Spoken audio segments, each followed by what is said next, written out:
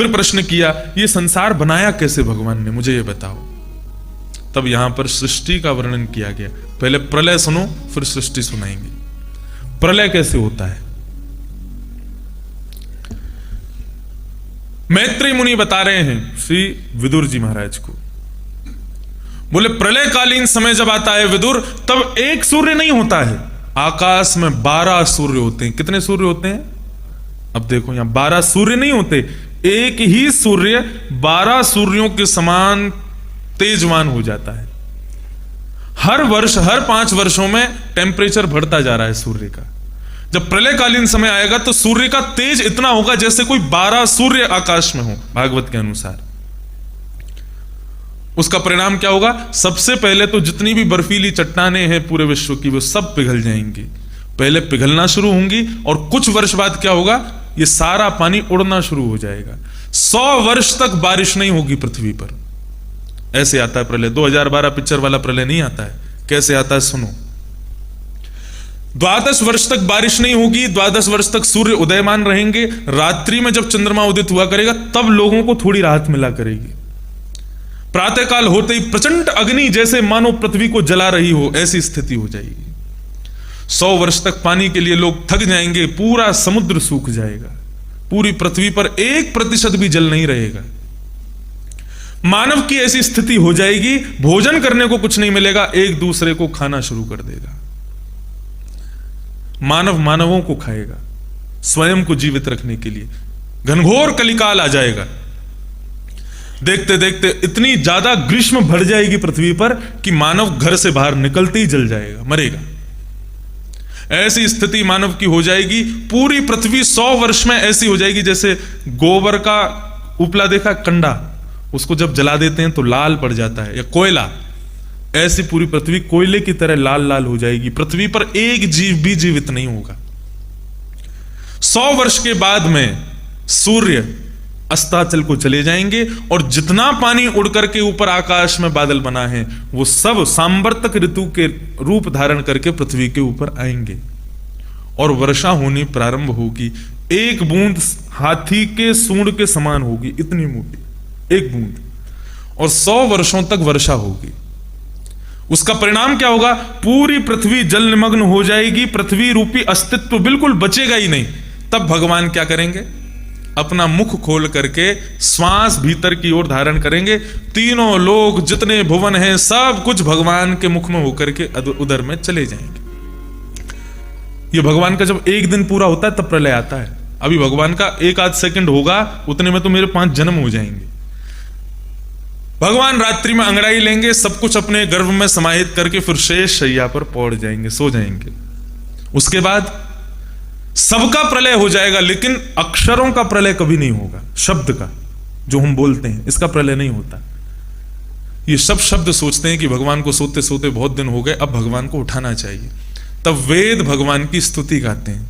जय जय जय जाम जित दोष ग्रभीत गुणा त्वमसि यदात्मना समवरुध्य समस्त भगत अग जगदौक श्याम खिल सत्य बबोध्य कते।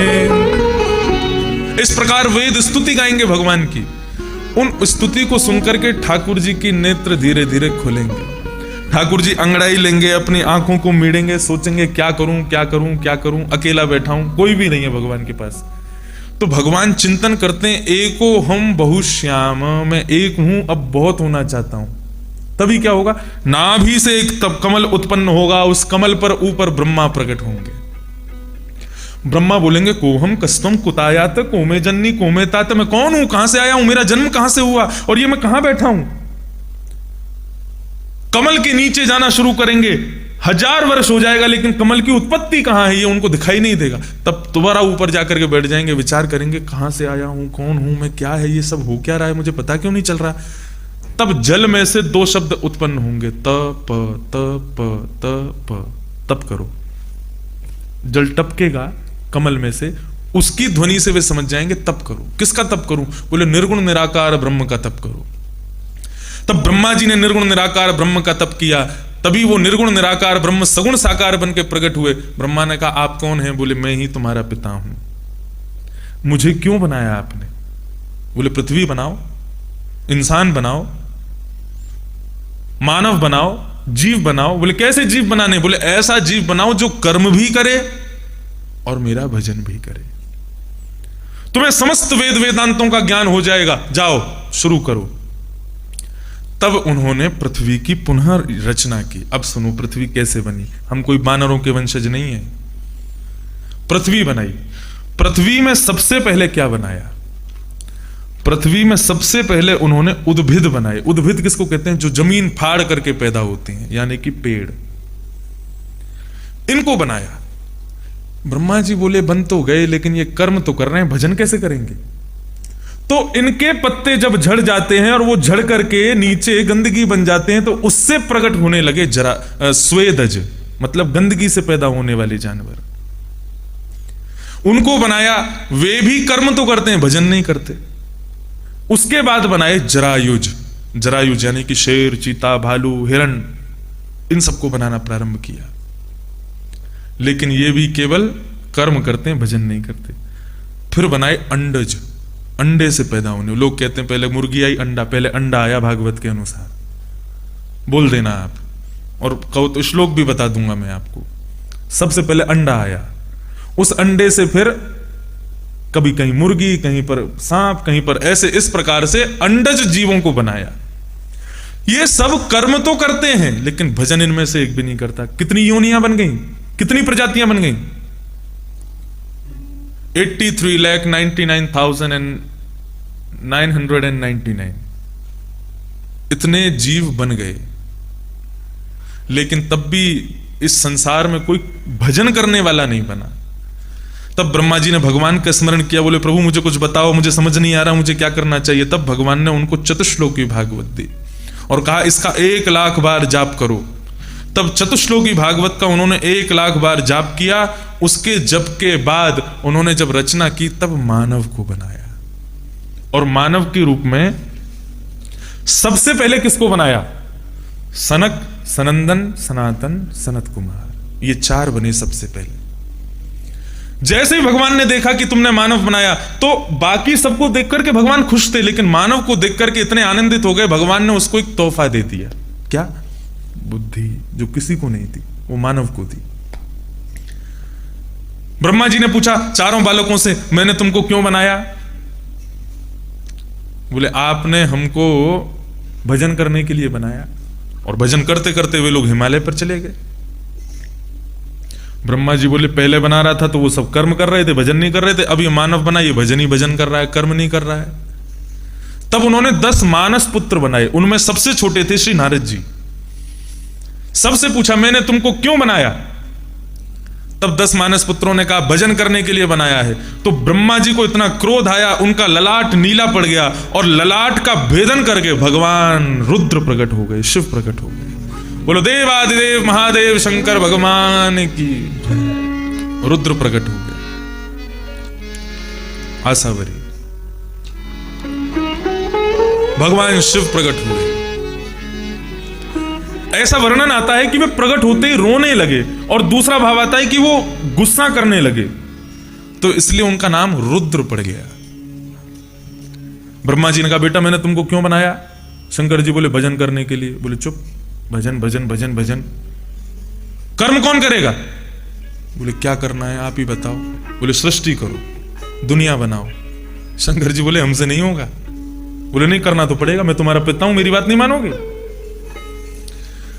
4 प्रकार की संतान होती हैं, उत्तम, मध्यम, अधम और कनिष्ठ। इसको बोलते हैं चांडाल, चौथी वाली। ये चारों संतान कैसी होती हैं? यहां जो संतान बैठी हैं वो संतान भी सुने, और जो माता पिता बैठे हैं वो भी सुने। उत्तम चिंतितः कुर्यात् प्रोतत्कारितु मध्यम अकर्तो अश्रद्धया कुर्यात्।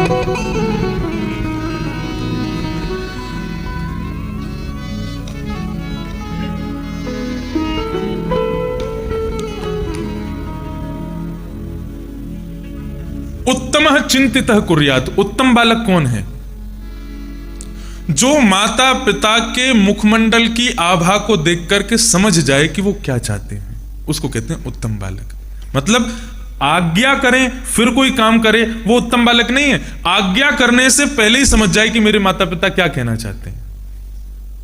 मां बेचारी रोटी बना रही है, तभी बेटी जावे देखे कि मां बेचारी थक गई है, तो मां सोच तो रही है कि बेटी आ जाए तो रोटी बनवाऊं, उससे पहले ही वो पहुंच जाए, आप हटो चलो मैं बनाऊं। ये कौन है? उत्तम बालक। पिता कोई काम कर रहे हैं तो पुत्र पहले ही जाकर के सहायता करे, बोलने से पहले, उसको कहते हैं उत्तम। मध्यम किसको कहते हैं? मध्यम बालक वो है जो आज्ञा होने पर उसका पालन करे। बेटा ये कर दो, जी पिताजी। बेटा ये कर दो, जी मां। उसको कहते हैं मध्यम, वो भी उत्तम नहीं है। और तीसरा कौन है? उत्तम, मध्यम, अधम। अधम बालक कौन होते हैं? बेटा जा बाहर दुकान से टमाटर लिया, बोले वो राजू है ना, उससे मंगाओ, मुझको क्यों बोलती रहती हो पूरे दिन? बहन को तो कभी बोलती नहीं हो, पूरे दिन मेरे पीछे पड़ी रहती हूं, मैं ही आपको नौकर दिखता हूं, इसीलिए मेरे को बुलाया यहां घर पर। मतलब आज्ञा का पालन तो करेगा लेकिन माता पिता को खूब सुनाएगा, उल्टा सीधा बोलेगा, मेरे पीछे पड़े रहते हैं, ये करवाते हैं वो करवाते हैं। माता पिता को कष्ट पहुंचा करके जो आज्ञा का पालन करता है उसको अधम बालक कहते हैं। और चौथे चांडाल। कहते रहो, हिलकर पानी ना पीने वाले बालक, वो चांडाल है। वो क्या बोलते हैं? कान पर जू ना रेंगना। बोलते रहो, करेंगे ही नहीं। मम्मी पापा तो ऐसे ही बोलते रहते हैं, उनको क्या है, वो तो ऐसे ही बोलते हैं। एक बात याद रखें,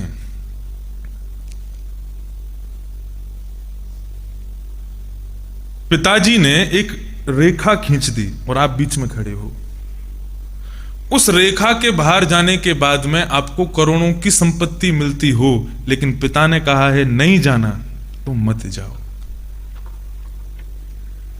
मां ने किसी बात के लिए मना किया, उनके विपरीत जाके आपको बहुत लाभ हो रहा हो, लेकिन मां ने मना किया है, मत जाओ।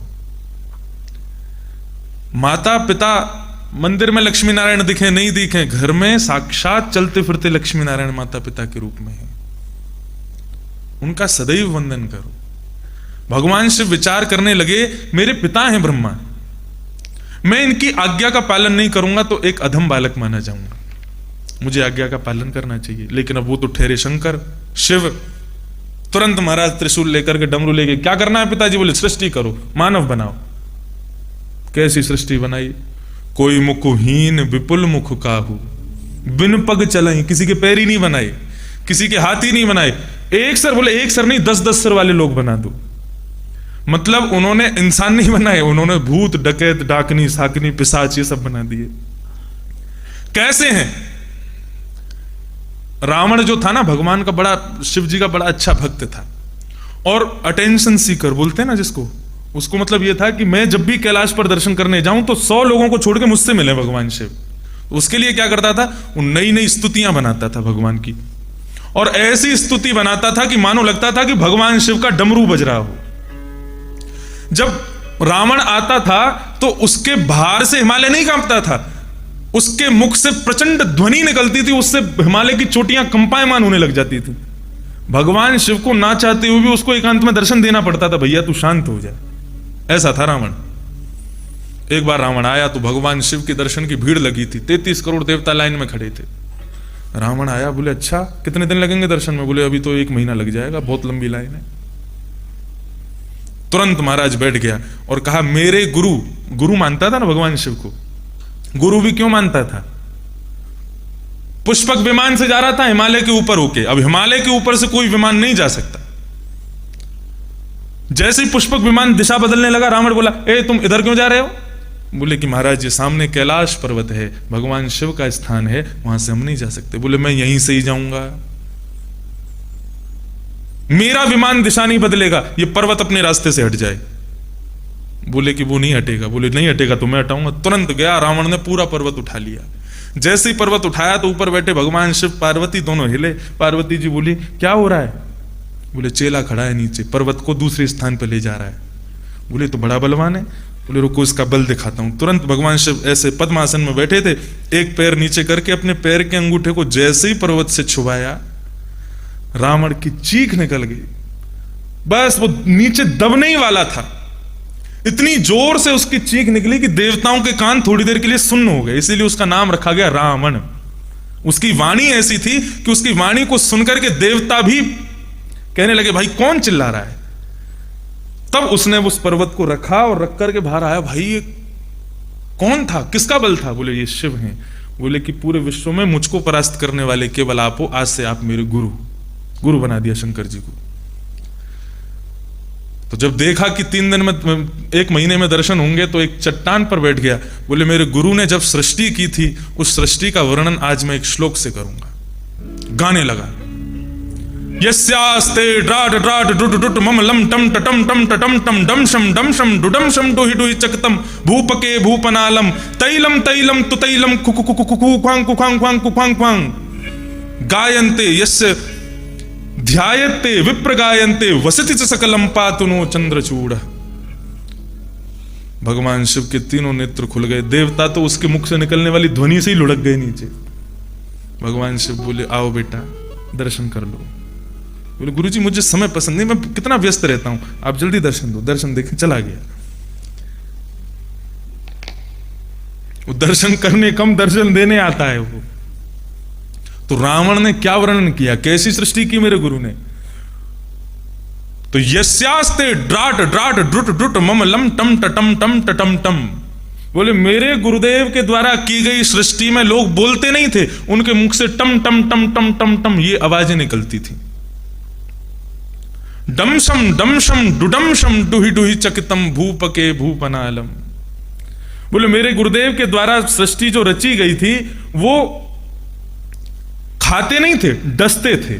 मतलब मानव भी सर्पों के जैसा डसने वाला बनाया था भगवान शिव ने। और तैलम तैलम तुतैलम खुकु खुकु खुकु। बोले जल में स्नान नहीं करते थे, तेल में स्नान करते थे।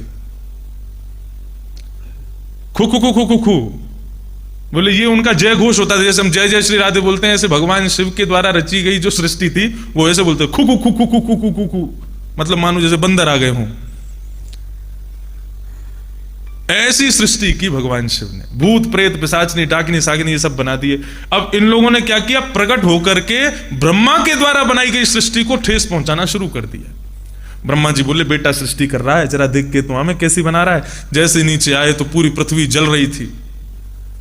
किसी की 1 आंख है, किसी की 10 मुंह है, किसी के बिन पैर की चल रहा है, किसी का मुंह ही नहीं है, बिना धड़ के ही घूम रहा है। ऐसी सृष्टि देख करके भगवान शिव के आगे हाथ जोड़ दिए। बोले बेटा अलम प्रजा अभी, अब मत करो, तुम्हारे बस की बात नहीं है। तब भगवान शिव बोले प्रभु हमारा जन्म सृष्टि करने के लिए हुआ ही नहीं है, हम तो हरि का ध्यान करने के लिए आए हैं पृथ्वी पर, संहार हमसे करवा लेना। अगर आप चाहते हो कि पूरी पृथ्वी को नष्ट करना है तो हमको आज्ञा करना, बनाने की आज्ञा हमको मत दो। तब से प्रलय के स्वामी कौन बन गए, भगवान शिव। तो प्रलय किनकी कृपा से होता है, शिव जी की कृपा से होता है। बोलो नीलकंठ महादेव की जय। ब्रह्मा जी बोले भैया अब इतनी सारी तुमने प्रजा बनाई है, इसको लेकर के चले जाओ। बोले कहां चले जाओ, बोले उत्तर का जो क्षेत्र है पहाड़ी इलाका ये तुम्हारा, जाओ वहीं जाकर के रहो। तो महाराज अब ब्रह्मा जी चिंता में बैठे हैं, कैसे करूं सृष्टि। मैं जिसको भी बनाता हूं अब वो तो भजन करने चला जाता है। तब उन्होंने, ध्यान से सुनिएगा, तब उन्होंने सोचा क्या बनाऊं। तब उन्होंने स्त्री की रचना की। बोले अकेला ये पुरुष आएगा तो ये भजन ही भजन करेगा, इसको कर्म में यदि लगाना है, इससे यदि परिश्रम करवाना है तो एक भू विधाता बनाना पड़ेगा। शब्द पर ध्यान देना, एक भू विधाता, पृथ्वी की विधाता। कौन, बोले स्त्री को बनाओ। बोले वो इसके संग रहेगी, फिर इससे काम करवाएगी।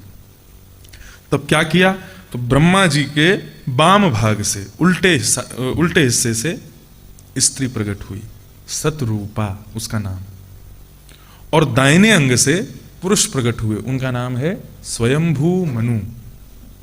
यदि कोई अपना गोत्र भूल जाए और स्वयंभू मनु का स्मरण कर ले तो उसका गोत्र पूर्ण माना जाता है, क्योंकि हमारे आदि पुरुष सबसे पहले पुरुष पृथ्वी पर यही है। इन दोनों को बनाया ब्रह्मा जी ने और कहा जाओ पृथ्वी पर जाकर के संतान उत्पत्ति करके और फिर सृजन करो पृथ्वी का। स्वयंभू मनु शत्रुपा दोनों पृथ्वी पर आने लगे तो पृथ्वी तो है ही नहीं, कहां गई? बोले हिरण्याक्ष नाम का एक राक्षस उस पृथ्वी को लेकर रसातल में चला गया। किसी ने मुझसे प्रश्न किया, बोले पृथ्वी तो अभी अभी बनी है, राक्षस कहां से बन गए? अभी तो सृष्टि शुरू नहीं हुई। तो राक्षस, दैत्य और देवता ये पृथ्वी के नहीं है ना, ये तो पहले से इनका निर्माण हो चुका है। कश्यप ऋषि की 3 पत्नी हैं, अदिति, दिति और दनु। अदिति के जो पुत्र हैं वो हैं देवता, दिति के जो पुत्र हैं वो हैं दैत्य, और दनु के जो पुत्र हैं वो हैं दानव। मतलब ये दैत्य और देवता आपस में भाई हैं, सौतेली मां के बालक हैं। बस एक राज्य है इनका स्वर्ग, उसके लिए दोनों लड़ते रहते हैं, कभी देवता लड़ते हैं दैत्यों से, आदि आदि होता रहता है। तो उन्हीं में से हिरण्याक्ष पृथ्वी को लेकर के कहां चला गया? रसातल में। रसातल में चला गया। स्वयंभू मनु शत्रुपा ने जाकर के प्रार्थना की, तब ब्रह्मा जी ने अपनी नाक को ऐसे रिगड़ा, तब उनको जोर की छींक आई और उनकी नासिका में से भगवान बराह प्रकट हुए। बोलो बराह भगवान की। जब हुए तो थे छोटे से बिंदु, लेकिन देखते ही देखते विशाल पर्वताकार हो गए।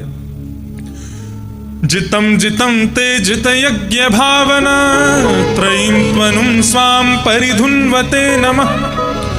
यद रोम गर्तेषु निरध्वरा तस्मै नमः कारण सूकरायते। सूकर के आकार में, सूकर के रूप में भगवान बराह प्रकट हुए, रसातल में गए और रसातल से पृथ्वी को अपने दाढ़ पर रख करके बराह भगवान ला रहे थे। हिरण्याक्ष पीछे से गालियां दे रहा था। भगवान बोले पहले काम पूरा कर दूं फिर इससे निपटूंगा।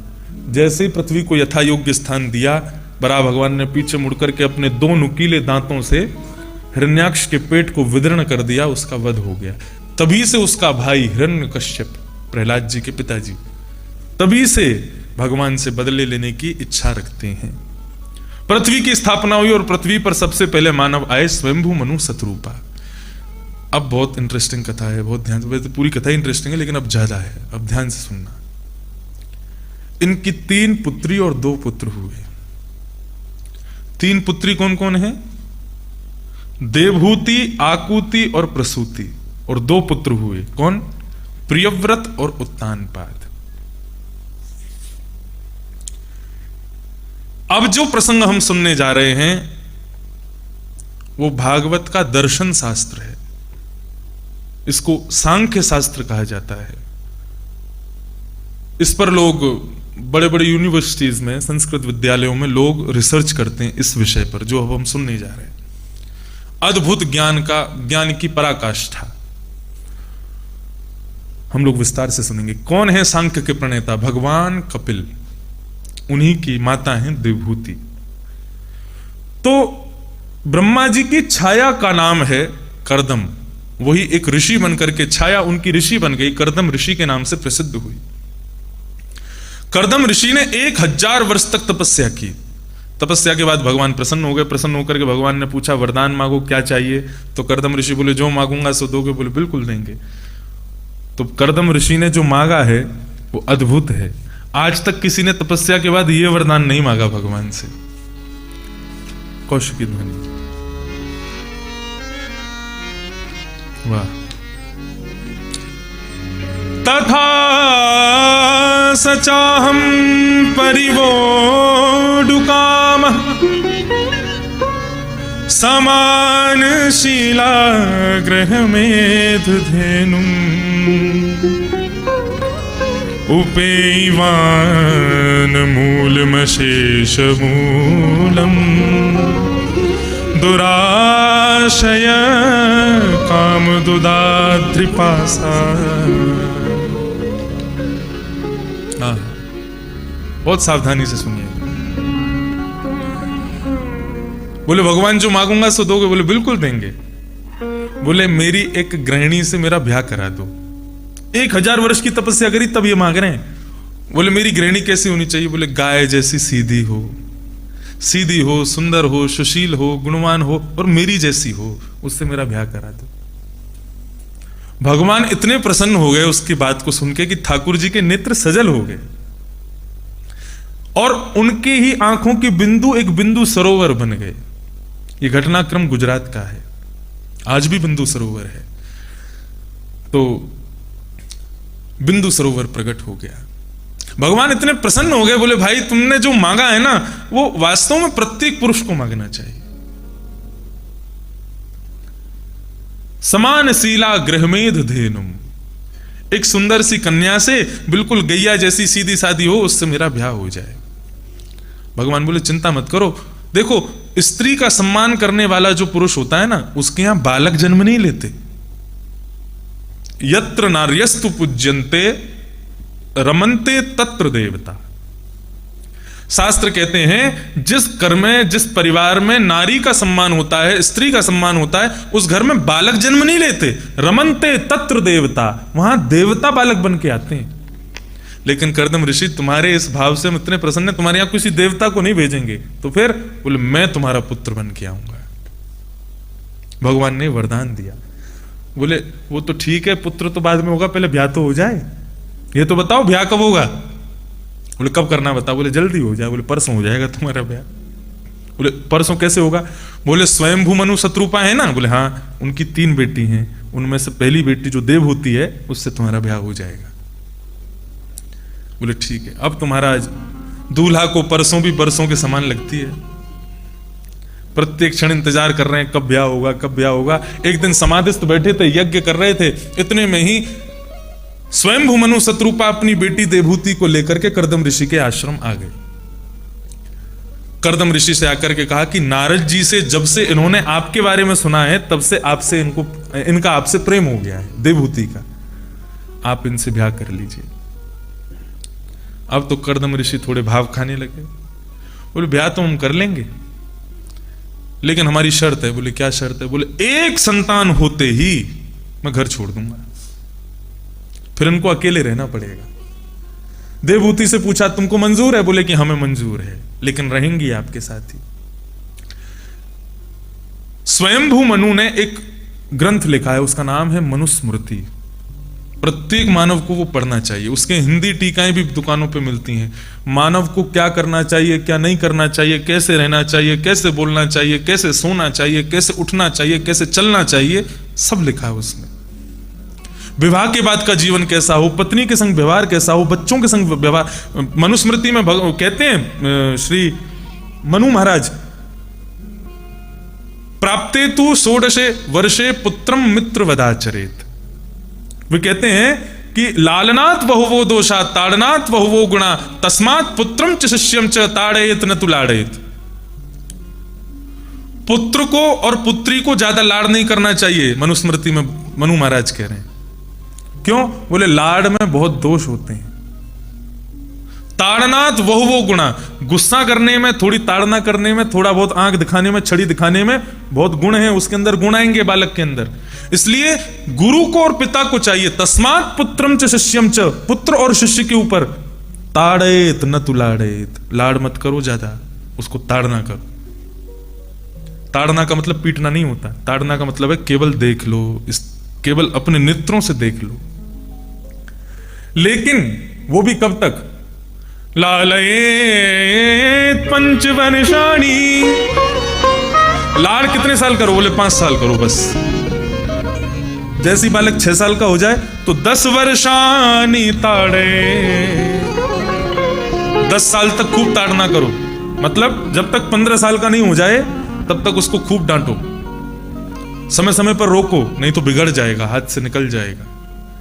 लेकिन प्राप्ते तु 16 वर्षे, जैसे ही 16 साल का हो जाए, पुत्रम मित्र वदाचरे, फिर पिता मत बनो, उसके मित्र बन जाओ। कौन कहते हैं? श्री मनु महाराज कहते हैं। इतना सुंदर ग्रंथ है, आप सब पढ़ सकते हैं, बहुत सरल है, उसको पढ़ना चाहिए। मनु महाराज मन में सोचने लगे ब्याह हो जाने तो हम भी देखेंगे कितने तुम भाग रहे हो संतान होने के बाद। ब्याह हो गया। देवहूति के साथ जैसे ही ब्याह हुआ, अब देवहूति के माता पिता तो वहां से चले गए। देवहूति को लेकर के कर्दम ऋषि अपने कक्ष में आए, अपनी कुटिया में आए, एक आसन बिछा करके देवहूति को बिठाया और देवहूति के सामने बैठ करके उसके मुखमंडल की सुंदरता को देखने लगे। कौन? कर्दम ऋषि। और देखते देखते देखते देखते 60 वर्ष की समाधि लग गई कर्दम ऋषि की। कितने वर्ष की? 60 ईयर्स। 60 साल बाद जब आंखें खुली, जब ध्यान टूटा कर्दम ऋषि का, तो सामने बिना दांत वाली अम्मा बैठी थी। आंख खोल करके देखा, माताजी आप कौन? बोले आपकी गृहिणी देवहूति। बोले अभी तो ब्याह हुआ था, तुम बुढ़ी भी हो गई। बोले बुढ़ी? आप 60 साल की समाधि में थे आप। किसी ने पूछा कि कर्दम ऋषि क्यों समाधिस्थ हुए? तब एक संत ने बहुत अच्छा उत्तर दिया। बोले कर्दम ऋषि मन में विचार करने लगे, भगवान की सुंदरता की, सिंधु की, समुद्र की एक बिंदु इतनी सुंदर है, तो सोचो वो भगवान की सिंधु कितनी सुंदर होगी और सिंधु के मालिक ठाकुर जी कितने सुंदर होंगे, और ठाकुर जी जिन किशोरी राधा रानी से प्रेम करते हैं वो राधा रानी कितनी सुंदर होंगी। इस विचार में वे 60 वर्ष की समाधि में चले गए। 60 वर्ष बाद जब उनके नेत्र खुले तब उन्होंने देवहूति की ओर देखा और देवहूति की ओर देख करके बोले हम तुम्हारी तपस्या में तो मैं गया था 60 साल, लेकिन 60 साल तुमने भी तपस्या की, मेरी सेवा करती रही, मेरे बदन को पहुंचती रही, मेरे नियम तुमने पूरे किए, मैं तुमसे बहुत प्रसन्न हूं, बताओ क्या चाहिए? बोले बुढ़ापे में क्या मांगे आपसे? तुरंत अपनी पत्नी का हाथ पकड़ करके बाहर लाए, बिंदु सरोवर दिखाया, बोले इसमें स्नान करो। जैसे ही बिंदु सरोवर में स्नान किया, गोता लगाते ही वे तो नवीन एव स्वरूपिणी, उनको नया रूप प्राप्त हो गया। तब कर्दम ऋषि ने एक विमान बनाया, उस विमान का नाम है कामघ विमान। विश्व का सबसे पहला विमान कर्दम ऋषि ने बनाया, पुष्पक विमान से भी पहला है ये कामघ विमान। और कहा देवी चलो भ्रमण पर चलते हैं।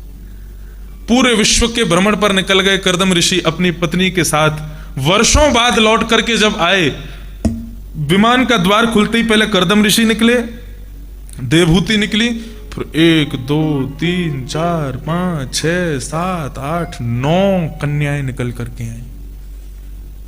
कर्दम ऋषि बोले अकेली आ जाओ, सखी सहचरियों को क्यों ला रही? बोले सखी सहचरी नहीं है, 9 की 9 तुम्हारी बेटियां हैं। बोले 9 बेटी हो गई? बोले हाँ।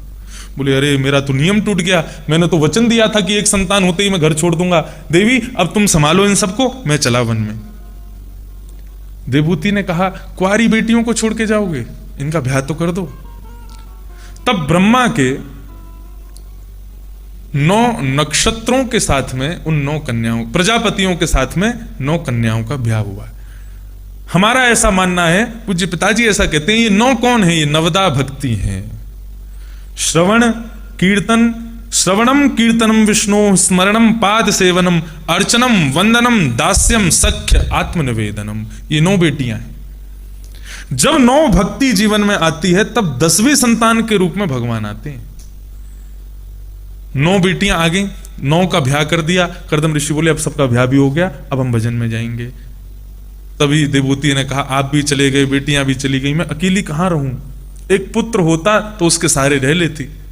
तब कर्दम ऋषि को याद आया, बोले अरे भगवान ने मुझे वरदान दिया था वो मेरे यहां पुत्र बन के आएंगे, आए नहीं।